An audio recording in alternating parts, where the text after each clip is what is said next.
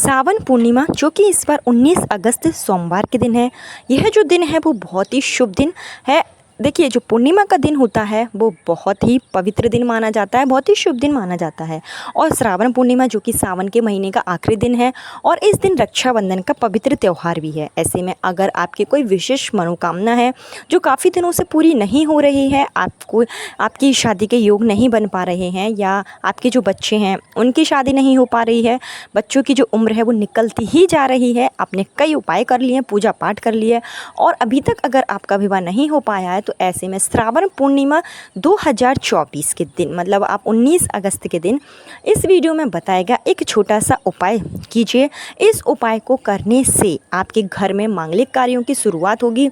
कई बार ऐसा होता है कि हमारे जो बच्चे होते हैं उनकी शादी के योग तो बने रहते हैं, शादी जो है उनकी कुंडली में भी होती है, मतलब उनका सही समय भी होता है, लेकिन घर की स्थिति ऐसी होती है, घर में जो दिशाएं होती हैं उसका प्रभाव भी बहुत पड़ता है। घर में अगर मांगलिक कार्य रुक जाते हैं तो ऐसे में शादी विवाह में भी अड़चनें आती हैं। आप लाख कोशिश कर लीजिए, जब तक आप अपने घर की दिशाओं का सही नहीं करेंगे, घर में जो भी दोष है उसको अगर आप सही नहीं करेंगे, तो आपके जो शादी विवाह है, जो भी मांगलिक कार्य है, वो नहीं हो सकता है। तो मैं आपको जो उपाय बताऊंगी उससे आपके घर में जो भी दोष होगा, किसी भी तरीके का अगर घर में जो भी नकारात्मक ऊर्जा होगी वो दूर हो जाएगी और आपके घर में उसी दिन से मांगलिक कार्य शुरू हो जाएंगे। बच्चों की शादी के भी प्रबल योग बनेंगे और अति शीघ्र आपके बच्चों का जो विवाह है वो हो जाएगा।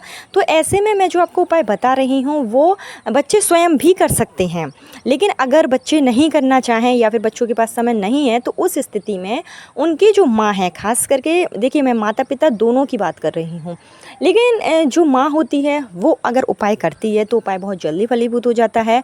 माँ अगर अपने बच्चों के लिए छोटी सी भी पूजा करती है तो वो पूरे विधि विधान से करती है, पूर्ण श्रद्धा भाव से करती है, जिससे कि उसका जो फल होता है वो बहुत जल्दी मिल जाता है। तो मैं यही कहूँगी कि अगर माँ उपाय कर सकती है तो माँ ही इस उपाय को करे। पूर्णिमा का जो दिन है उस दिन पड़ रहा है धनिष्ठा नक्षत्र, और यह जो नक्षत्र होता है वो एक बहुत ही शुभ नक्षत्र माना जाता है। 19 अगस्त के दिन यह नक्षत्र पड़ रहा है। ऐसे में अगर आप रात्रि में यह उपाय कर लेते हैं, पूर्णिमा की जो रात्रि होती है उस दिन चंद्रमा अपनी 16 कलाओं में पूर्ण होता है, और पूर्णिमा के दिन अगर हम चंद्रमा की पूजा करते हैं, चंद्रमा को अर्घ देते हैं, या हम शिव भगवान की पूजा करते हैं, या हम विष्णु भगवान की पूजा करते हैं, लक्ष्मी माता की पूजा करते हैं, तो इससे हमारा जो भी कार्य होता है जो अटका हुआ रहता है, कोई भी हमारी मनोकामना है वो बहुत जल्दी पूरी हो जाती है, ईश्वर बहुत जल्दी हमारी सुन लेते हैं। तो ऐसे में आप श्रावण पूर्णिमा के दिन यह छोटा सा उपाय जरूर करें जो मैं आपको बता रही हूँ। इसको आपको रात के समय करना होगा। दिन भर आप रक्षाबंधन बनाइए, रक्षाबंधन का त्यौहार है। आप सभी लोगों को रक्षाबंधन की हार्दिक शुभकामनाएं। आपका रक्षाबंधन बहुत अच्छे से बीते, और जो बहन है भाई हैं उनके लिए एक बहुत ही अच्छा शुभ पर्व होता है। तो ऐसे में आप दिन में रक्षाबंधन बनाइए और रात्र में एक छोटा सा उपाय कर लीजिए, जिससे कि आपके घर में शुभ कार्य होने शुरू हो जाएंगे। जो भी आपके बच्चों की शादी में रुकावट आ रही है वो दूर हो जाएगी। ग्रह नक्षत्र ऐसे बन जाएंगे कि उसी दिन से आपको फ़र्क दिखना शुरू हो जाएगा। तो आप इस उपाय को ज़रूर करें। इसमें आपको कोई विशेष सामग्री की भी ज़रूरत नहीं है। छोटी मतलब कम खर्चे में अगर आप चाहते हैं कि आपको कार्य संपन्न हो जाए, घर पर ही रहकर आपको करना है, कहीं पर भी जाने की ज़रूरत नहीं है, और साथ ही साथ घर पर रहकर आप इस उपाय को कर सकते हैं। और माँ अगर इस उपाय को करें तो ये काफ़ी अच्छी बात रहेगी। तो किस तरीके से आपको उपाय करना है, संपूर्ण जानकारी आपको इस वीडियो में दी जाएगी। लेकिन आगे वीडियो शुरू करने से पहले हमेशा की तरह आपसे मेरा निवेदन है कि अगर अभी तक आपने मेरा चैनल छोटी बहू डेली टिप्स को सब्सक्राइब नहीं किया है तो चैनल को सब्सक्राइब जरूर कर लीजिए। वीडियो पसंद आए तो लाइक कीजिए और कमेंट बॉक्स में हर हर महादेव लिखिए, जिससे कि सावन का महीना है, भोलेनाथ की कृपा आप पर हो जाए और आपकी सारी मनोकामनाएं जल्दी से जल्दी पूरी हो जाए। तो आपको क्या करना है कि रक्षाबंधन के दिन आपको सुबह जल्दी उठना होगा। पूर्णिमा का दिन है, बहुत ही अच्छा दिन है। आप सुबह उठें, स्नान आदि करके साफ सुथरे आप वस्त्र धारण करें, उसके बाद में आपको अपने घर का जो पूजा स्थल होगा वहाँ पर आपको एक देसी घी का दीपक जलाना है। आपको आपके जो कुल देवता हैं, जो भी आपके इष्ट देवता हैं, जिसमें भी आपका विश्वास हो, उनसे हाथ जोड़कर विनम्र भाव से आपको प्रार्थना करनी है कि मैं इस उपाय को करने जा रही हूँ। या अगर बच्चे कर रहे हैं, लड़का कर रहा है, तो वो बोलेगा मैं इस उपाय को करने जा रहा हूँ, मुझे इस कार्य में सफल करें, जल्दी से जल्दी शादी के योग बना दें। जो भी रुकावट आ रही है उसको प्रभु आप ही समझिए, जल्दी से जल्दी रुकावट दूर कर दीजिए। इस तरीके से आप पहले ईश्वर के सामने प्रार्थना करेंगे। उसके बाद में दिन में आपको क्या करना है कि इस कार्य को करने के लिए, इस उपाय को करने के लिए आपको ज़रूरत पड़ेगी 1.25 किलो गेहूँ की। गेहूँ तो देखिए जो लोग आटा पिसवाते हैं तो उनके घर में गेहूँ मोस्टली होता ही है। गेहूँ अगर आप मतलब नहीं है तो मार्केट से गेहूँ आप दिन में ही मंगा कर रख लीजिए। अगर आप जौ लेते हैं तो और भी अच्छी बात है। देखिए अगर हम जौ लेते हैं तो आप प्राथमिकता यही रखिएगा कि वैसे आप 1.25 किलो जौ आप ले लें। अगर आपको जौ नहीं मिलता है तो उस स्थिति में आप गेहूँ ले सकते हैं। देखिए गेहूँ तो हर कहीं मिल जाता है, जौ इतनी जल्दी नहीं मिलता है। तो अगर आप जौ ले पाएँ तो जौ ले लीजिए 1.25 किलो के आसपास, 1 किलो 1.25 किलो इस हिसाब से आपको लेना है। और गेहूँ अगर आपके घर में है तो घर का गेहूँ भी आप प्रयोग ले सकते हैं। जो लोग आटा पिसा आटा खरीदते हैं तो उनके घर में गेहूँ मिलना मुश्किल है, तो ऐसे में वो मार्केट से 1.25 किलो गेहूँ जो है पहले से मंगा कर रख लीजिए। अब आपको क्या करना है कि दिन भर आप इस गेहूँ को अच्छे से रखिए अपने घर पर ही, और रात्रि के समय जब आप के घर में सभी लोग भोजन कर ले, खाना वगैरह सब कुछ हो जाए, आप सारे काम से फ्री हो जाएं, उसके बाद में यानी कि रात के समय माँ को चुपचाप एक कार्य करना है। जो आपने गेहूँ लिया है उस गेहूँ को आपको एक पीले कलर के कपड़े में बांधना है। पीले कलर के कपड़े में बांध लीजिए और एक पोटली बना लीजिए इसकी। एक मतलब पोटली आपको बना लेनी है और इस गेहूँ को आपको अपने घर की जो दक्षिण कोना होगा आपके घर में, या तो आप इसको दक्षिण कोने में रखिए या फिर आप इसको पश्चिम कोने में रखिए। और आप सोचेंगे कि मुझे दिशा का, अगर किसी लोगों को इतना ज्ञान नहीं है, उनको नहीं समझ में आ रहा है कि कौन सी दक्षिण दिशा है, कौन सी पश्चिम दिशा है, तो उनको जहाँ से सूरज का उदय होता है वहाँ आप खड़े हो जाइए। सूरज के पीछे पश्चिम दिशा होगी और जो दाहिना हाथ होगा आपका वो दक्षिण दिशा होगी, बाएं हाथ पर उत्तर दिशा होगी। इस तरीके से आप दिशा का अच्छे से पता कर लीजिए कि कौन सी दक्षिण कोने की दिशा है। आप पश्चिम में भी रख सकते हैं, लेकिन मैं यह बोलूँगी कि अगर आप इसको दक्षिण में रखते हैं तो ये अच्छा माना जाता है। तो आप इसको दक्षिण, घर में दक्षिण दिशा में कोई भी सामग्री रखी हो, कोई भी सामान रखा हो तो आप उसको हटा लीजिए।